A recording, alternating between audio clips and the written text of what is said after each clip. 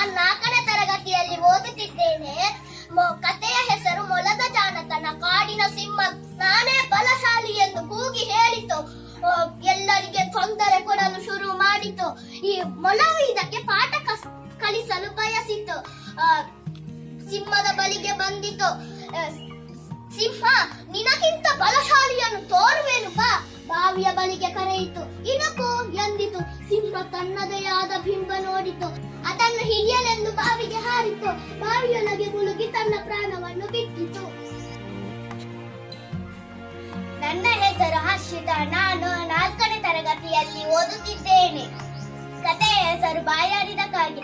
ಬಾಯಾರಿದ ಕಾಗೆ ಹಾರಿ ಬಂದಿತು. ಹೂಜಿಯಲ್ಲಿ ನೀರು ನೋಡಿತು. ನೀರು ಎಟುಕದಾಗೆ ಉಪಾಯ ಹೂಡಿತು. ಹೂಜಿಗೆ ಒಂದೊಂದು ಕಲ್ಲನ್ನು ಹಾಕಿತು. ನೀರು ಮೇಲೆ ಮೇಲೆ ಬಂದಿತು. ಕಾಗೆ ನೀರು ಕುಡಿಯಿತು. ಕುರ್ರೆಂದು ಹಾರಿತು. ಧನ್ಯವಾದಗಳು. ನನ್ನ ಹೆಸರು ಹಂಸಿಕಾ ಹೆಚ್. ನಾನು 3ನೇ ತರಗತಿಯಲ್ಲಿ ಓದುತ್ತಿದ್ದೇನೆ. ಒಂದು ಕಾಡಿನಲ್ಲಿ ಮರಿ ಆನೆ ಮತ್ತು ಪುಟ್ಟ ಮೊಲ ವಾಸಿಸುತ್ತಿತ್ತು. ಆನೆಯ ಹೆಸರು ಗುಂಡಣ್ಣ, ಪುಟ್ಟ ಮೊಲದ ಹೆಸರು ಚೋಟು. ಒಂದು ದಿನ ಗುಂಡಣ್ಣ ಹೇಳಿತು, ನಾವು ಇವತ್ತು ಹೊಸ ಆಟ ಆಡೋಣ ಎಂದು ಚೋಟುವನ್ನು ಕೇಳಿತು. ಚೋಟು ಮೊಲ ಆನೆಯ ಬೆನ್ನ ಮೇಲೆ ಕುಳಿತಿತ್ತು. ಆನೆ ಚೋಟು ಮೊಲದ ಮೇಲೆ ಕೂರಲು ನೆಗೆಯಿಸಿತು. ಅಷ್ಟರಲ್ಲಿ ಅಲ್ಲೇ ಇದ್ದ ತೆಂಗಿನ ಮರದಿಂದ ತೆಂಗಿನಕಾಯಿಗಳು ಆನೆಯ ಮೇಲೆ ತಪ ತಪ ಉದುರಿದವು. ಚೋಟು ಮೊಲ ಹೇಳಿತು, ಸದ್ಯ ನಾನು ತಪ್ಪಿಸಿಕೊಂಡೆ ಎಂದು ಓಡಿತು. ಧನ್ಯವಾದಗಳು. ಎಲ್ಲರಿಗೂ ವಂದನೆಗಳು. ನನ್ನ ಹೆಸರು ಹರ್ಷಪ್ರಿಯ BS. ನಾನು 1ನೇ ತರಗತಿಯಲ್ಲಿ ಓದುತ್ತಿದ್ದೇನೆ. ಕಥೆಯ ಹೆಸರು ಆಮೆ ಮತ್ತು ಹಂಸ. ಒಂದು ಕಾಡಿನಲ್ಲಿ ಒಂದು ದೊಡ್ಡ ಕೊಳವಿತ್ತು. ಆ ಕೊಳದಲ್ಲಿ 2 ಆಮೆಯು 2 ಹಂಸವು 1 ಆಮೆಯು ವಾಸವಾಗಿದ್ದವು.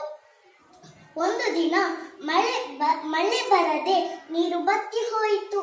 ಹಂಸ ಹೇಳಿತು, ನಾವು ಇನ್ನು ಇಲ್ಲಿ ಸಾಯಬಹುದು, ನಾವು ಬೇರೆ ಕೊಳದಲ್ಲಿ ವಾಸಿಸೋಣ ಎಂದು ಹೇಳಿತು.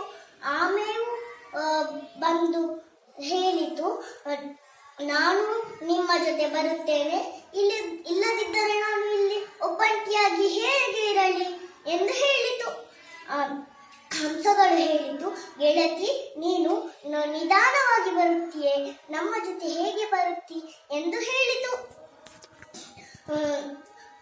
ಹಂಸಗಳಿಗೆ ಒಂದು ಉಪಾಯ ಹೊಳೆಯಿತು.